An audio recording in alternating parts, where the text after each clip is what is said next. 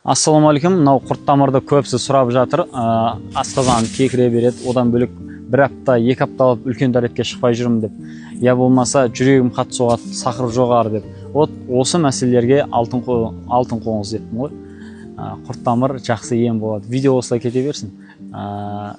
Неге десеңіздер, бұл қан сұйылтады біріншіден, екіншіден асқазанды өт толғанды емдейді. Бізде бұл құрт-тамырдың соңғы партиялары қалды. Бір рет, 2 рет алатын, яғни бір 20-30 адам максимум.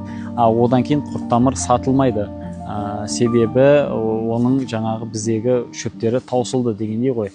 Ол кейбір шөптер бізде тамызда, қыркүйекте гүлдейді. Сол уақытта ғана ала аламыз.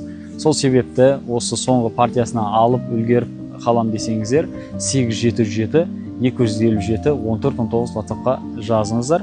Я болмаса профильде тұр номерім, соған жазыңыздар. Мынау халық емі Нұрқаділ деген каналымда басқа да емдер бар. Алтын қоңыз деп айтып жатым жаңағы. Одан бөлекте аяққа арналған жақпа май, болмаса тегін емдер бар. Көптеген шөп дәрілерді қалай жасау керек деген сияқты таныстырған.